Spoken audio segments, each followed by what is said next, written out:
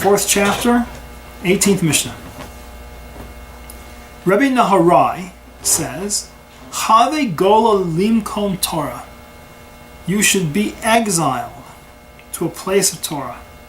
V'al talmar shehi tavo acharecha. And don't say, I'm going where I want to go and Torah will find me. I have better things to do than to go to Torah. Shechavercha yakumha beyodecha. Because it's your close friends, your companions, who establish it in your hands, right? They make it permanent, they make it fixed in your hand. You don't get Torah sitting in a room by yourself. You're never going to get there. You can't keep it. I mean, there's a story of Va'al binoscha al tishai, and don't rely on your own understanding. There's a story of the Rav, that at one point in his life, his wife said, why is it that frum neighborhoods are always in the dumpiest part of town? Right? You take whatever part of town used to be good, and now it's kind of fallen out of favor, and the place is getting kind of yucky and dirty, and that's where we have to go build a frum community. It's stupid. Let's go live someplace nice. You know, there's a really nice beach town, right? Just up the coast, 20, 30 miles, 40 miles. It's a spa, warm waters, hot springs. It's a wonderful place. Let's go set up there. We'll teach Torah there. You'll learn there. And you'll call your friends. They'll come join you. Right? So he goes. Gotta follow your wife. Didn't sound like a bad idea. He's as brilliant a guy as there can be. And he sits and he learns. And after a few years, he realizes he knows nothing. It actually comes out that, Torah is written without vowels. He starts reading it wrong. He's reading it wrong in ways that are embarrassing. Right? He goes back to visit his friends in Yavna, and he's done. He's just lost it. Eventually, he realizes his mistake, and he moves back, and he fixes himself up. But he loses everything. Right? He says, this is back to learning. What are you willing to sacrifice? It's Have gola limkom Torah.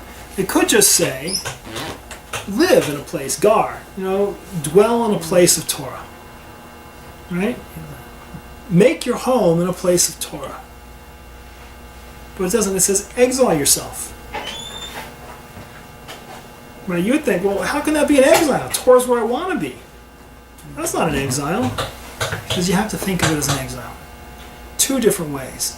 Is one, you have to be willing to make a sacrifice. Right? That not all places are places of Torah.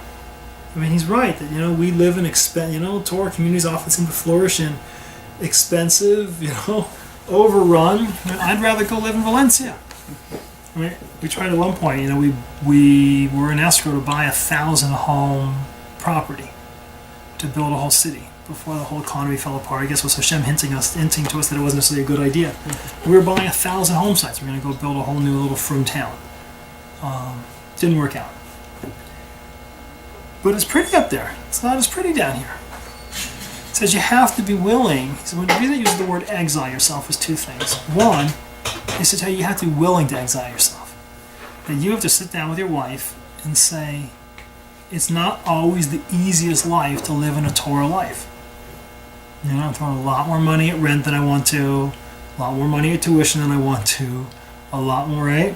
I am missing out on aspects of society and civilization and things I want to be part of. Being part of this Torah thing is cutting me off from. So there's a cost to it. He says, if he just said go live in a place of Torah, you might think go live in a place of Torah as long as the cost isn't too high. He says exile because he wants you to understand that you have to be willing, even if it means you have to leave. Even if you have to give up stuff you'd really rather have to be in a mock of a place where the place itself is Torah is pervasive, or at least Torah is present. You have to be willing to do it. Right? The second sets of commentaries actually call it a prescription. They do mean that he's actually telling you should exile yourself. Meaning wherever you live, whether you're living in Greece or living in Rome or living in Germany or living in America, there's a lot of really fun, nice, interesting stuff around. Right? And you have to be willing to cut yourself off from some of it. Again, I think to a certain extent, if you cut yourself off from everything and you make it too overbearing, then people can't live with it. You tell your kid that everything is asur. At a certain point, I was reading a bulletin board, and the first question is, is it asur to let your kid go to a sports game? And the next question is, why is my kid off the derech? You have all these people screaming in one list that it's horrible, horrible, horrible, let your kid see anything that's outside of a page of Gemara. And the next one's saying, my kid is horrible, he can't stand learning Gemara all the time, and so he's run away. Right? Mm-hmm. That not everybody is cut out for, it says about Rabbi Meir, that he advised that people should learn a trade. But for his own son, he said his own son learned nothing but Torah. For most people, it's important that your kid should understand how to function in the world. For his kid, who's a separate, Talmud Chacham material, so he's not going to be that path. You have to be careful that you don't create a path that people can't live on. So the idea of golus, of separating yourself from the community, is important, but don't separate yourself. My personal piece is don't separate yourself so far that you can't live it, or that your kids will hate it, or feel that they can't have a life unless they run away from Torah.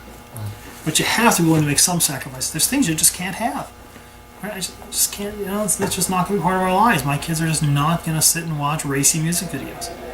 It's just not going to be part of their life. That's part of our, there's big chunks of our society and civilization that I want nothing, my kids have nothing to do with. And I'll exile myself to a place of Torah. V'al Tomar, and don't say, Shechi Tova Acharecha. Don't say, I'm going to go to where I want to be, and let my friends come with me. Right? I don't have to go to them, they can come to me. It's chutzpah. It's chutzpah, and it won't happen. Right? Your friends won't come. Your friends, you figure out where they are. Where is the kahila? And go be part of it. You can't go be a das yachid and say, I'm setting myself up all by myself, and darn it, everybody's going to have to do it my way. It's my way or the highway. Don't set yourself apart. Don't put yourself in this where you can't live with your friends. Shechavercha yakimucha biyadecha, because it's your friends who make it established in your hand. What makes Torah live, what makes Torah real to you, is the fact that your friends are doing it too. That you're not the only guy. That when you're thinking about something, they're thinking about it too. And that their kids are being raised the way your kids are being raised. And the fact is, it's a wonderful idea, this, the whole Shabbos, even Kiddush, right? The fact that every single week I see these guys, and we're all holding in different places, economically, family, age, but we're all working on a path. Right? I know every one of those guys sincerely wants to be a good guy. Every one of those guys sincerely wants to be connected to Hashem. They all want to do the right thing. And it's a support, it's a boost. You don't feel it's not quite so hard. Right? I love the fact that my sons are growing up to be shulmen. That the outside world, teenagers only see teenagers. They don't see any other grown-ups. You live in a shul world, my sons are hanging out with guys who I respect every single week. And those are their friends and their companions, and they're treated like men. And they can look around and see guys who are normal, regular, upstanding, wholesome people who are living Torah lives. And it's the fact that other guys around you are living Torah lives that makes Torah something that you can hang on to.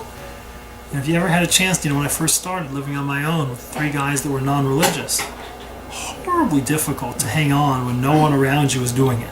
And you just feel like you're an outcast hanging on for dear life. But if all these guys, these guys walking around are all good guys and all on a slightly different path and a slightly different approach, then you can find a place that you can live within a world where my life is driven by Torah. But it's your friends who make it firm in your group. V'al b'nosacha all to sha'in. Right? And don't rely on your understanding. Don't think that you on your own are going to be able to hold it together by yourself as an outlier. Right? Don't be a pioneer off in the world because you get eaten alive. Right? There are guys, I remember, you're the shliachs, right? Chabad guys who head off into towns where there's nothing, and they make it, and they change a whole town. But someone once said to me, it says, God says to them, right, you look after my kids, I'll look after your kids. Right? Their whole life, they are, in the positive, best way, they're zealots. These are guys whose whole life are driven. So when they're out there, that is a makom Torah, because they're out there. It's not a question of It's kind of like the old Hercules movies, little cartoons when you're a kid, right? one Chabad guy against 10,000 people in a small town, it's not a fair match, right? It's just not a fair match. There's no way that they're going to turn him. He's going to turn them into him before they're going to turn him into them, right? So that's a different thing. But for most of us, the idea of separating yourself and going off on your own and saying, I can make it in a place where I've got no support system, it's very difficult, right? Lots of kids who head off to college where there's no support system, and the kid goes off as a nice boy and comes back with nothing. Because it's tremendously difficult to hang on to anything on your own. So that's our Mishnah.